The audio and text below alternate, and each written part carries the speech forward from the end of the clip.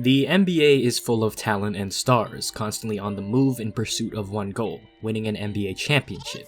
Teams will look to add the most amount of talent in order to give them the best chance at fulfilling that goal, and though this past season was amongst the most unique in NBA history, there is one thing that won't change. NBA stars will be on the move this offseason. And to begin this video, let's start with none other than Russell Westbrook, who we all know wants out of Houston in pursuit of his quote-unquote floor general role that he had in OKC.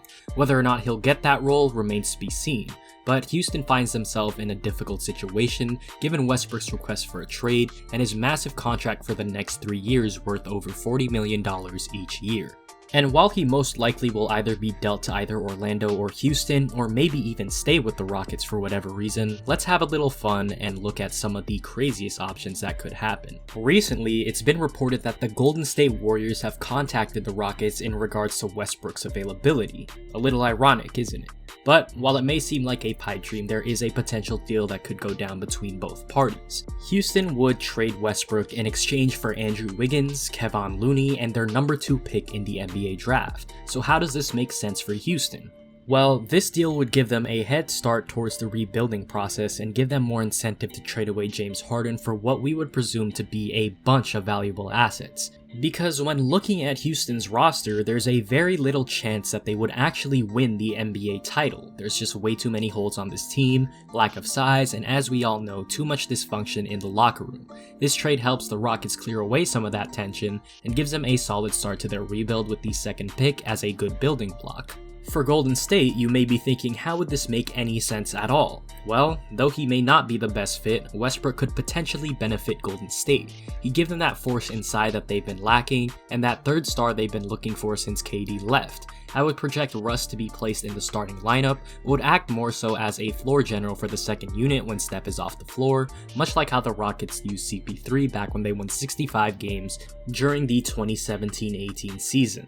I think that this would benefit Russ and the Warriors a lot, as Russ would get to play the floor general role he's looking for while competing for a championship. The Warriors benefit as they get that third star and get an actual playmaker to run the second unit, something that they've been lacking since the departure of Andre Iguodala, Sean Livingston, and Leandro Barbosa. Jrue Holiday has been one of the biggest names on the trading blocks for the past 2 seasons, however New Orleans just hasn't pulled the trigger on any trade, seeing that there's no real package worth his value. But if there's any offseason that the trade would make the most sense, it would definitely be this one. And in many people's eyes, the biggest threat to trade for Jrue Holiday is the Denver Nuggets, and if they could pull this trade off, it would be a very scary sight for both teams, especially the Nuggets in the near future. This trade would involve sending Jrue to Denver in exchange for Gary Harris, a sign-and trade with Jeremy Grant, Bol, and the Houston Rockets pick in this year's draft. For Denver, this clearly makes sense as a move to push them over the top as true championship contenders in the Western Conference. Jrue would not only give them a lockdown defender on the wing, but a third guy who can do it all on the offensive end. He can create his own shot, drive it to the rim, and has proven that he's capable of getting guys open shots. For New Orleans, this trade makes sense because they aren't in a win-now position just yet and are still developing their young core. Gary Harris would be a great fit for the Pelicans, seeing that he's also a lockdown defender but doesn't require the ball in his hands in order to be effective. This would open up more scoring opportunities for both Zion and Ingram and allow Lonzo to fully run the show in New Orleans, where he's at his best. Bol is clearly an investment, but given his time in the bubble, and if that proved anything, it's that he has the potential to be a very scary player in the future. Jeremy Grant will be another great pickup for this team, and whether or not he comes off the bench, he's a high energy guy who hustles, plays defense, and is very capable of knocking down the 3-ball. Houston's pick is just the cherry on top that gives them another young prospect.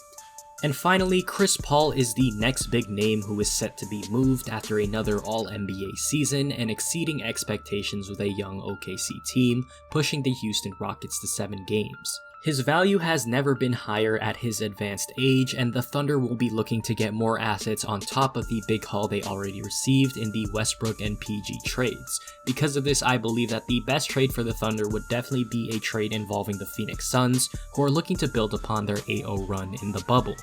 For this trade, the Suns would receive Chris Paul as well as OKC's 25th pick and their second round pick in this year's draft in exchange for Ricky Rubio, Kelly Oubre, Ty Jerome, and the 10th pick in this year's draft. For Phoenix, this would instantly solidify themselves as a playoff team with a starting lineup of CP3, Devin Booker, Mikal Bridges, Cam Johnson, and DeAndre Ayton. Chris Paul's presence and leadership would be invaluable to the development of the young guys, and I expect him to have a similar effect on this roster as he did in OKC. He'll be an on-court coach as well as help develop the culture around there as well. The Thunder would receive more draft capital, and not only that, but two solid players in Rubio and Oubre. Rubio would allow Shai to continue focusing on his scoring as he's more of a playmaker, and that's where Shai is at his best. Oubre would be a great fit on this team as a transition finisher and a secondary scorer, as Danilo Gallinari is more than likely gone this offseason as well. Whether or not they re-sign Oubre after next season will depend on his production with the Thunder. But with all that being said, those are just 3 trade ideas that I thought of. They're not set in stone, so let me know in the comments below if you think these trades are beneficial or detrimental to any of these teams. Don't forget to hit the like button as well and subscribe with post notifications on as well, as we try to upload twice a week.